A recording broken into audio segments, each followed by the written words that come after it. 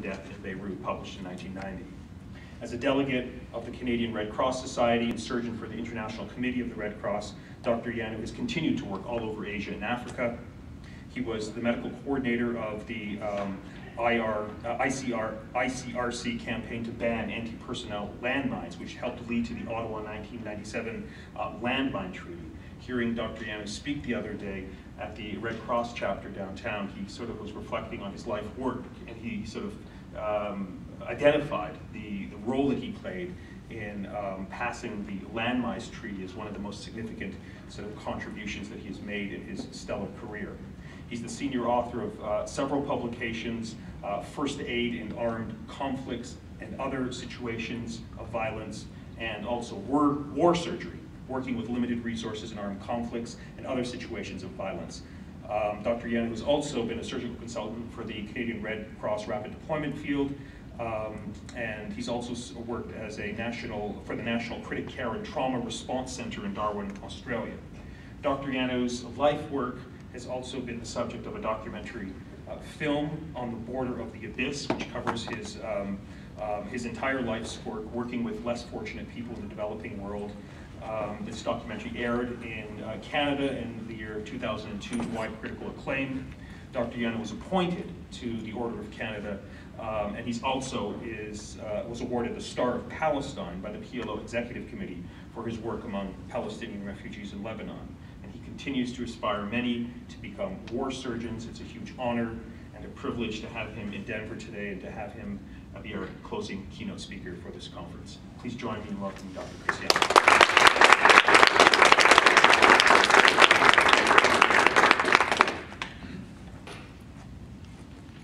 Thank you, Nada. Good day, everyone. I want to thank, first of all, the Center on Rights Development of the Joseph Corporal School for inviting me to address you today, and for the hospitality that I've been shown the few days I've been here in Denver, notwithstanding the snowstorms. The court does not have any control over that sort of thing. That's understandable.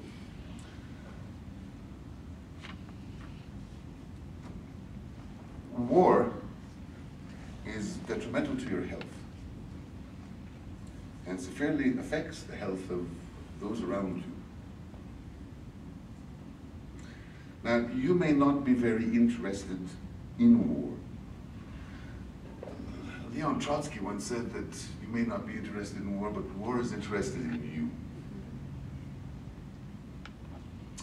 And on the 11th of September 2001, war was interested directly in American citizens.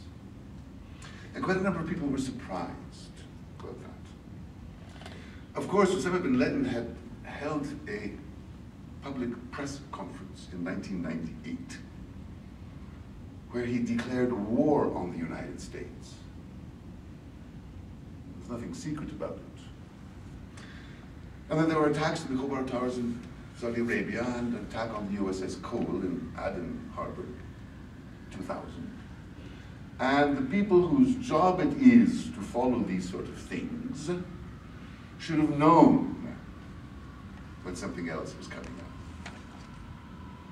But the rest of the American population was taken by surprise is not the fault of Osama bin Laden. And you, here in the United States, have sent your men and women to Afghanistan and Iraq. And they've returned from Iraq. They will be returning probably soon from Afghanistan.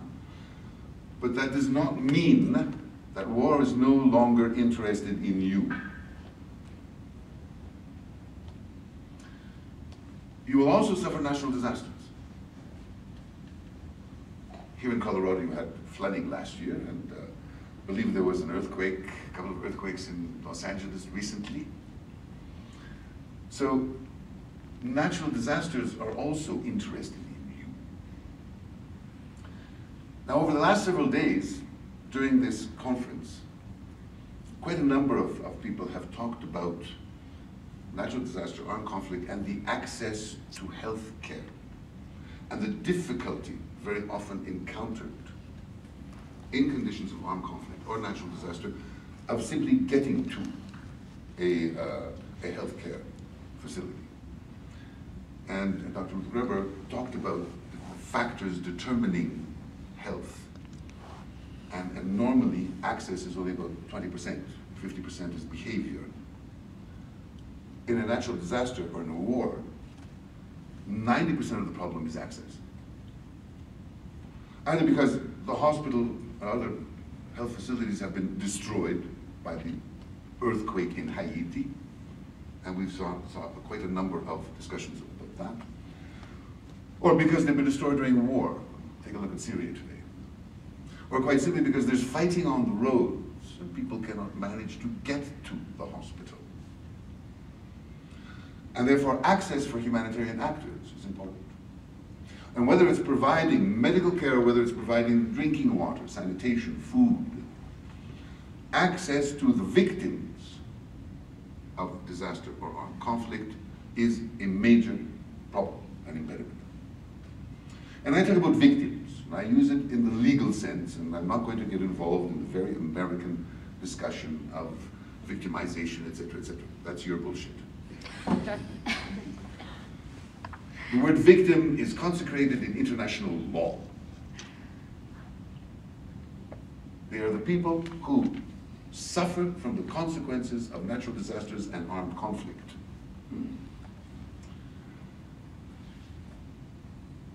The victims of armed conflict, particularly, are protected according to international law. And I'll go into more details about what that protection means shortly. We've talked these last several days about needs, whether it's reproductive health, today psychosocial support, first session on availability of drinking water. And in effect, what we're talking about is a public health pyramid. And a public health pyramid has as basis what is essential for life. Now think about it physiologically. You can go without food for weeks, and there are people who go on hunger strike for weeks and they don't die. They die eventually, but how long can you go without water? In a few days, you're in trouble. So water, drinking water, is essential for life. Food is, sanitation, shelter. Then we move to preventive health measures, curative health, physical rehabilitation, socioeconomic reintegration, psychosocial support. That pyramid, however, is covered by something else that's even more fundamental, and that is the protection of the physical integrity and human dignity of people, of victims. Without protection of physical integrity and human dignity, there is no humanitarian work possible. Now, protection of victims is consecrated in what is called customary law or tradition. Throughout history, for the millennia of human history, every society has had rules. Every society has known conflict. And every society has had rules. What is permissible and what is prohibited in conflict.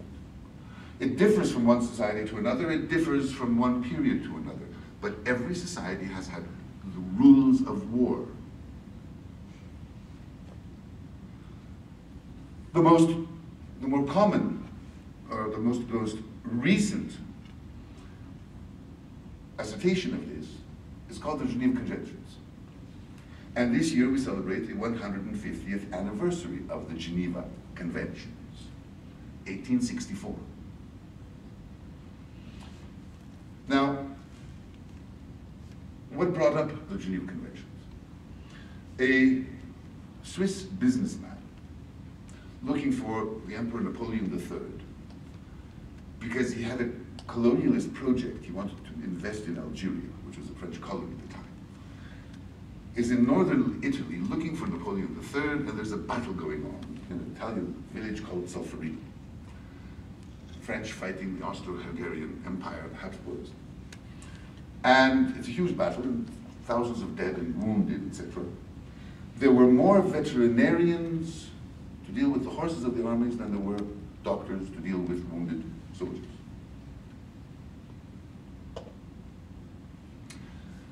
And Henri Dunant was surprised by this situation and helped to organize the people of the village to go out and pick up the wounded that had been abandoned on the battlefield by both armies.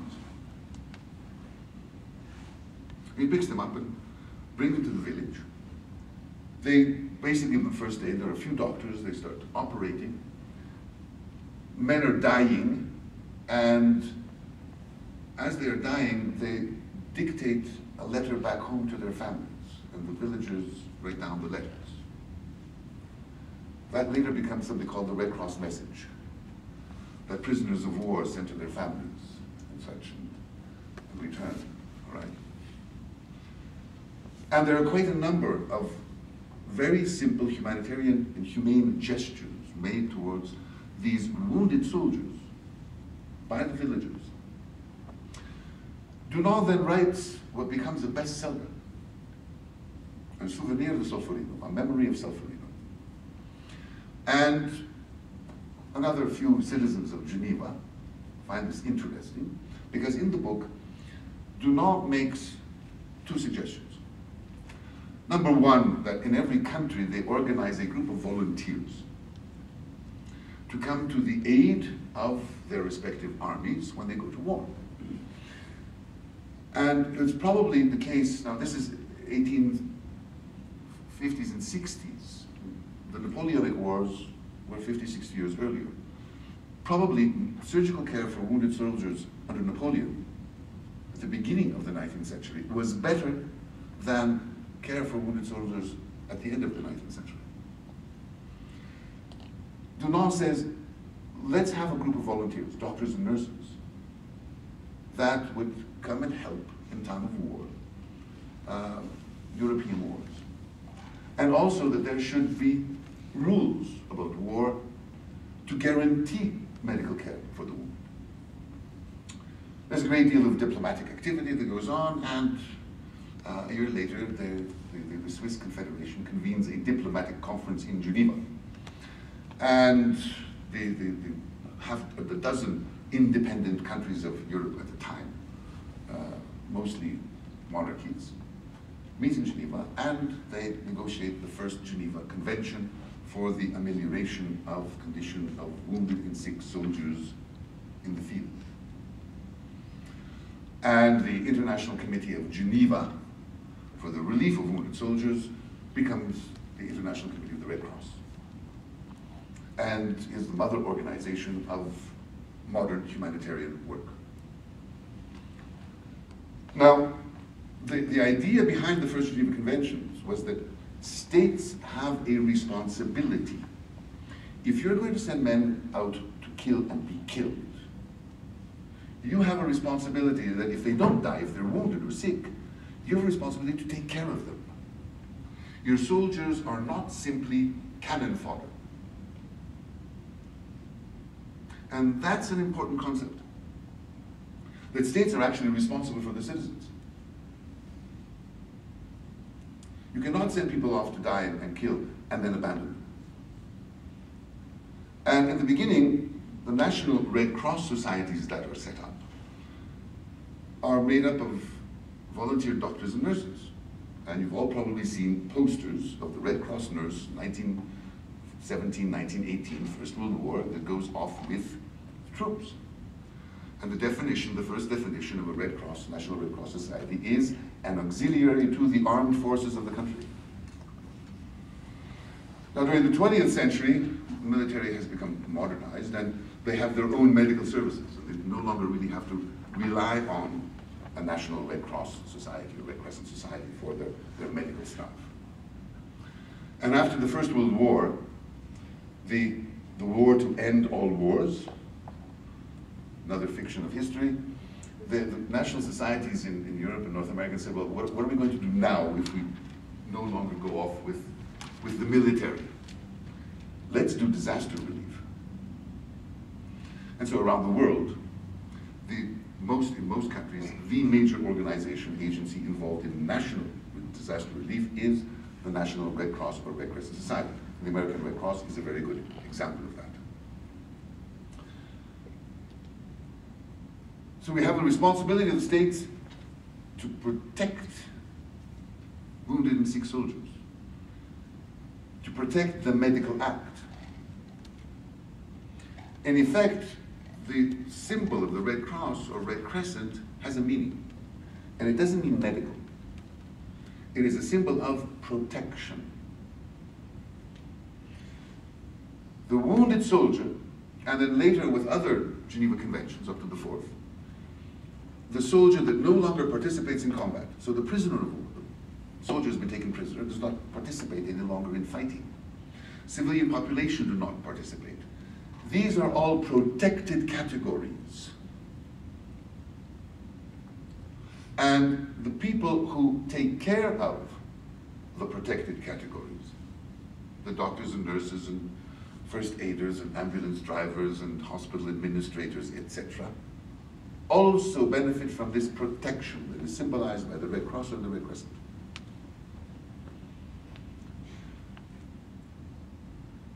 So we have problems today when states are unwilling to or incapable of protecting their people. And Syria is a very good example, where the state begins by fighting its own population. It is now fighting other armed groups, but in the beginning with the demonstrations, they were non-violent, and you have a state that fights its own people. There is a UN resolution negotiated a few years ago after the Rwandan genocide, wars in ex-Yugoslavia, about the responsibility to protect. And what happens when a state is incapable? Somalia, there is no state. Or unwilling to protect its population. And this has tremendous consequences on any humanitarian activity and how to deploy it. In terms of humanitarian action, the last several days we've been talking about basically assistance. Health programs, water programs and health programs, reproductive health and psychosocial and others. Only a little bit has been talked about protection. And I want to particularly deal with the relationship between protection and assistance. Assistance could be health, but health in the larger sense of the word. Water, sanitation, nutrition, as well as medical. Only 2 organizations have an official mandate by the international community to be agencies of protection. The United Nations High Commissioner for Refugees, based on the 1949 Refugee Convention. They have a legal responsibility delegated by the international community, meaning all states of the world who have signed this treaty. The legal protection to protect and assist refugees. And the international community, the Red Cross. The legal responsibility to protect the victims of armed conflict, beginning with combatants who are hors combat, who no longer participate in the fighting, which means the wounded, the sick, and prisoners of war, and also the shipwrecked. The Second Geneva Convention is for the Navy. First is for the land forces, and the second is for the sea forces. The third is for prisoners of war, and the fourth is for the civilian population. Now, what happens with other organizations that do humanitarian activities? Some of them are solidarity organizations. They are not neutral. They take sides. They work on only one side of a conflict, which is fine. Just don't call yourself humanitarian. You're a solidarity organization. And that can be good, you take sides. If you only work on one side and you take sides, but you call yourself humanitarian, it's because you want to do humanitarian work instead of the political work. And that is not very morally or intellectually courageous. Some situations require political work of solidarity in order to end the injustice that occurs during warfare. Then you have humanitarian organizations that are neutral and impartial and will work on all sides and will not take sides and ascribe to the code of ethics of humanitarian action. And then you have other organizations that are an annex to their own government. Before the American invasion of Iraq in 2003, I was with the Red Cross and I was invited to a number of meetings, and one of them was out in Hawaii, where there is a special center that deals with healthcare and emergency situations. And it was organized by the Pentagon, and there were quite a number of non-governmental organizations, UN agencies, and so forth. And there was still a doubt, will the United States attack Iraq or not?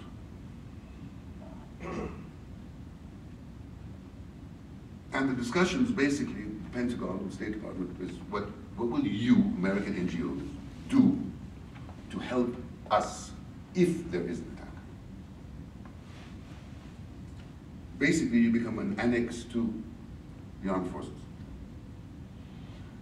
And that happened in Afghanistan. It happened after the invasion of Iraq, when the idea was to win hearts and minds. And quite a number of American NGOs were funded by governmental authorities to go in and do humanitarian work. But in effect, as an annex to the occupation. Now, I was in Baghdad a week after the city fell. I replaced the medical coordinator who had been there during the war. I stayed 6 weeks during the looting. And the only ministry that was not looted was the Ministry of Oil.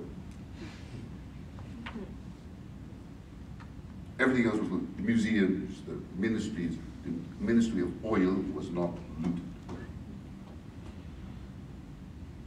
And every day, I had 4 American military officers and a military doctor, and a Marine colonel who would pass by my office in the Red Cross.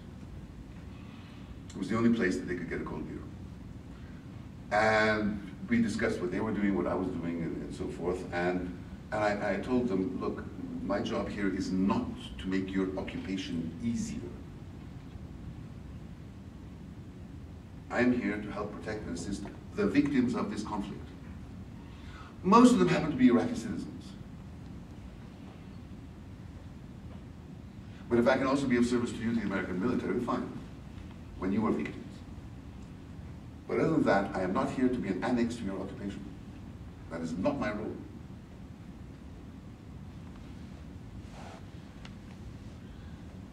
In Afghanistan, there were the regional, provincial reconstruction teams, military. And what were they doing? Setting up clinics and building schools. And then you had NGOs and UN agencies. What were they doing? Setting up clinics and opening up schools.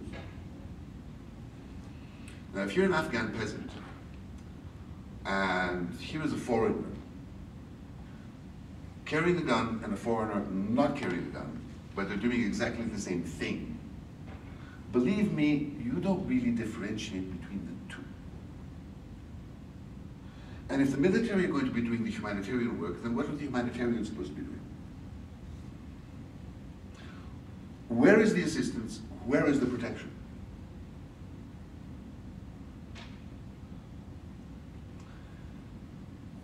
In humanitarian circles, there's a great deal of debate about protection and assistance. And some people see it as a dichotomy. We go in and protect, we're advocacy. Amnesty International, Human Rights Watch, They do not do medical work.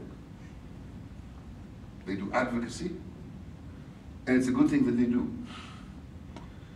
Amnesty deals with prisoners of conscience. So it's not just war.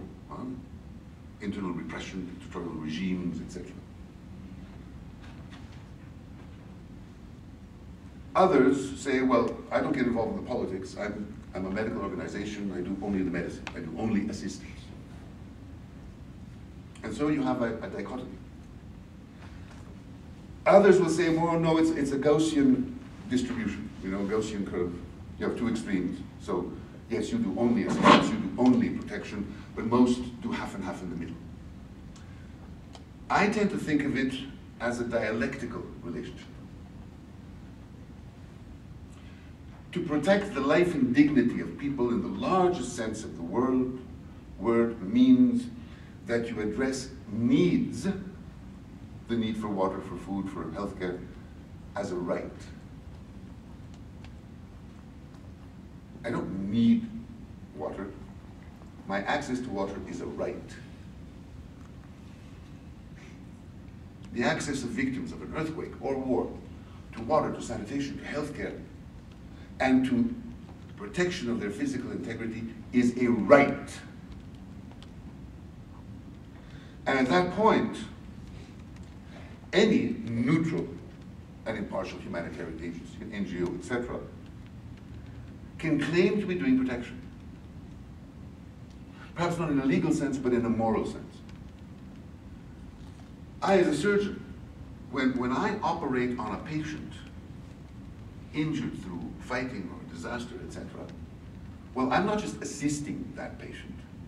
I'm helping to protect their physical integrity and their human dignity. I don't see the dichotomy. When I'm out with the Red Cross, as a surgeon, I am also a protection delegate. And that the basic medical act is to protect the life of your patient by assisting them. So it's a dialectical relationship, it is not a dichotomy. That's the theory. The practice. Prisoners. There are prisons in the world, usually in poor countries, where prisoners are starving to death. They're not on a hunger strike. They starve to death. They contract beriberi, lack of vitamin B6, scurvy, lack of vitamin C, diseases, typhus, etc.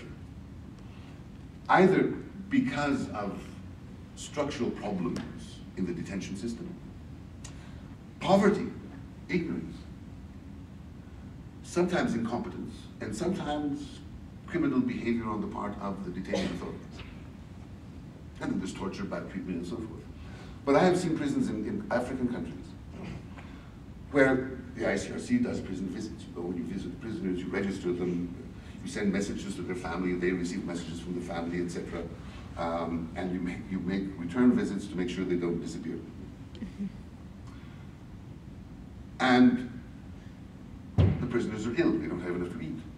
They don't have clean water to drink. And the prison authorities will tell you, we cannot even provide clean drinking water to the population out in the city.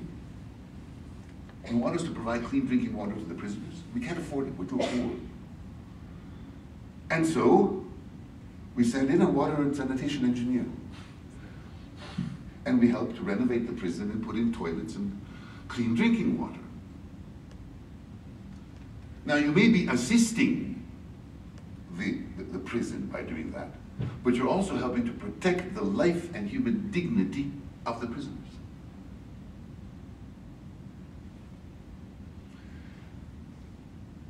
When you have government policy to regroup a population, forced movement, forced displacement of populations, it was often practiced in colonial wars. The first recorded instance in modern history was the Boer War, where the British forces corralled the Boers, Afrikaners, in what came to be called concentration camps. It was the first use of the term concentration camp. Forced displacement. It's a long history. Vietnam. Well, if Mao Zedong says that a guerrilla fighter revolutionary is like a fish in water, well, the counterinsurgency tactic is empty the sea. So, regroup the population into hamlets, forced displacement. It happened again in Burundi and ex-Yugoslavia. It's happening today in the Central African Republic, Muslim and Christian populations. In ex-Yugoslavia, certain authorities wanted to do ethnic cleansing. You're a Bosnian, I want to kill you. International agencies, you don't want me to kill them? Come and help me to displace this population, take them out of my territory. Ethnic cleansing. You're a humanitarian. You want to protect the life and dignity of these people. You talk to the authorities. You tell them forcible displacement of the population is wrong. I don't care. I don't want them here. You have to help me to move them. And if you don't, they will die.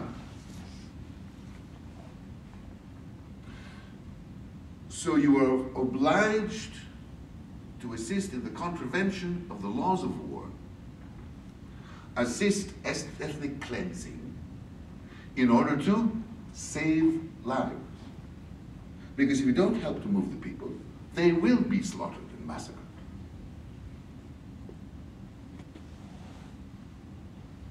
And it's happening today in the Central African Republic.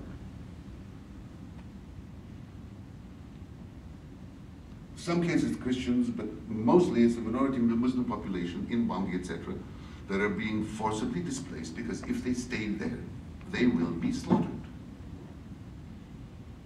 So you have an example of ethnic cleansing going on today. And the dilemma for humanitarian actors is when the authorities don't want to listen to you, what do you do to protect the physical integrity and dignity of those people?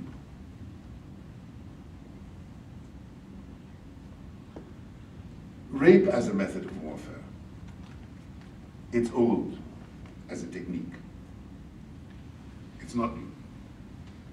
It's as old as humanity. And as I said earlier, today it exists around the world. I consider it to be part of the global war of men against women. But during armed conflict, both women and men are raped. Because the idea is to humiliate the enemy. So you rape a woman in front of her family and the husband. You then rape the man, the husband, in front of the wife and children. And there are villages in the Eastern Democratic Republic of the Congo where 25% of the men have been raped. Almost 100% of the women, but 25% of the men have been raped as well. Now, today, this has become a problem that is well recognized and publicized. And there are numerous programs in the Democratic Republic that have been put into place to help the victims of this rape. And it's mass rape, it's thousands of people. However, it came to the fore, actually, during the wars in ex-Yugoslavia. We know that there was mass rape of German women by the Soviet army, also by the American and British armies. Don't talk about that too much in the United States, but it also occurred, and it's documented.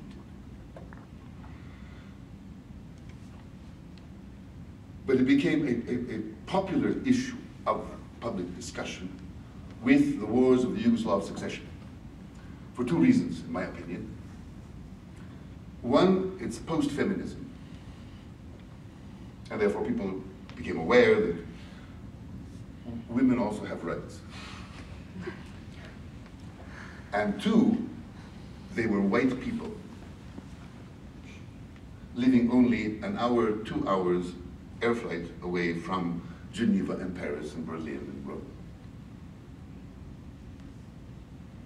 And because of that, it got put onto the agenda of public discourse. And so once it's on the agenda, fine, now we apply it also to the Congo and elsewhere and elsewhere and elsewhere. But I remember 1998-99, when we got the first reports of mass rape in the Congo, and it was not on the public agenda, it was not known. And the discussions we had in Geneva and then in the Congo, in Bukavu and Goma.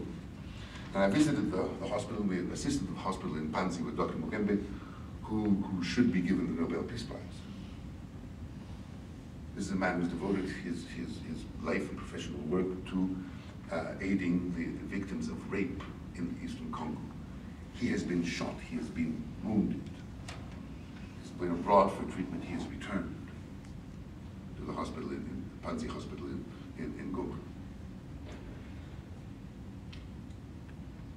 When we first heard of it, the great discussions, well, yeah, there's the militias and so forth, but there's also the army. Soldiers of the regular Congolese army that are raping women by the thousands. And you're sitting there in the sub-delegation of the Red Cross, and you have contacts with the army, because in the Red Cross we have contacts with everyone. And they're taking prisoners. We want to see the prisoners of war, etc.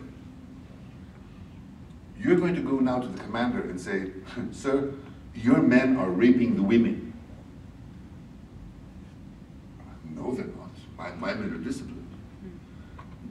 Actually, no. And who was saying the other day, who controls things in these situations? The person with guns. Correct, Dr. Gerber? It's the person with the guns who is in control. So you're going to tell the person who is legally, well, this is the army, legally in possession of weapons, that your men are raping thousands